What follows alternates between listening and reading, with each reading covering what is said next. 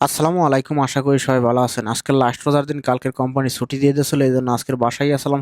সারাদিন শুধু দুপুর বেলায় বাইরে বেরিয়ে দুপুরের নামাজটা পড়ছিলাম। এরপর বিকেল বেলা আবার আসরের আজানের সময় বাইরে বেরিলাম নামাজ পড়ার জন্য। এমনি তো বাইরে বেরিয়ে কোরআনে যাওয়ার আসলে না, কারণ আজকে সারাদিন ভরে বৃষ্টি হইতে আসলে। যাই হোক, আসলে নামাজ শেষ করে বাসায় চিন্তা করলাম যে কিছু একটা পাক শাক করে রাখি, কালকের যেহেতু ঈদ হইবে, তাই ফ্রিজের ভিতরে বাইর করলাম। ওই যে মুরগি কাটে 3 ভাগ করে 1 ভাগ পাক করছিলাম, এই যে 2 ভাগ আসলে, তো 2 ভাগ কি ভিজাই দিলাম ফ্রিজ দিয়ে বাইর করিয়া। চাইছিলাম তো উটের মাংস বা গরুর মাংস দুইটার একটা পাক করবো, কিন্তু বাইরে যে পরিমাণ বৃষ্টি হইতে আছে এর ভিতরে মার্কেটে যাওয়া সম্ভবই না, একটু পরপর খালি বৃষ্টি আহে। আর এদিকে মুরগির মাংস ভিজাই দেওয়ার পর দেখেছেন বাসায় আবার মশলাপাতি শেষ হয়ে গেছে, আদা টাদা কোনো কিছুই নাই। আর বাইরে বেরিয়ে দেখেছেন বাসার নিচে বাকাল আসলে, সেটা বন্ধ। এবার আরতে আরতে একটু দূরে যাই সবকিছু লইলাম। আর এইদিকে আবার কালকে রাত্রে সেহরি খাওয়ার পরে পাতিল টাতিল কোনো কিছুই ধুই নেই, কারণ রাত্রে পানি আসলে না, এই জন্য সব যেমনের তেমনি রাখিয়ে দিয়েছিলাম। যাই হোক, পাতিল কয়টা ধোয়ার পর দেখেন মাংসগুলো সুন্দর মতো ভিজে নরম হয়ে গেছে। তাড়াতাড়ি করে মাংস কয়টা ধুইয়া রেডি করে হেলাইলাম আর শুরু করলাম পেঁয়াজ মরিচ কাটার কাজ। পেঁয়াজ মরিচ টমেটো সুন্দর করে কাটিয়ে দিয়ে দিলাম। আর বাসায় এবার জবা দিয়ে আদা রসুন যা আসলে এইগুলো সুন্দর করে ব্লেন্ডার করে হেলাইলাম। হাতে বেশি সময় নেই, একটু পরে আবার ইফতারিতে যাইতে হবে, এই জন্য মশলাপাতি সবকিছু দিয়ে সুন্দর মতো মিক্স করে একলগেই বয় দিলাম, আর নাহলে বাজি করে লইতে মানে। যাই হোক, পাক শাক শেষ করে আমি নাজুল ভাই সবাই মিলে রওনা দিলাম ইফতারি করার জন্য। আর বাইরে বাইরে দিয়েছেন মাশাল্লাহ, বাইরে এত বন্যা শুরু হয়ে গেছে। আমি অবশ্য কইছিলাম যে বাসায় এলেন এই ধুলাবালুর ভিতরে ওদিকে যাওয়ার দরকার নাই, দোকান থেকে কিছু একটা কিনে সবাই মিলে ইফতারি করে এলাম মানে। কিন্তু সবাই কইলো না, প্রথম দিন এই জায়গায় ইফতারি করছি, আজকে শেষের দিন আজকের ওই জায়গায় ইফতারি করবো। যাই হোক, এরপর ইসলামিক সেন্টারে হালকা পাতলা ইফতারি দিয়ে ইফতারি শেষ করলাম। আর নামাজ শেষ করে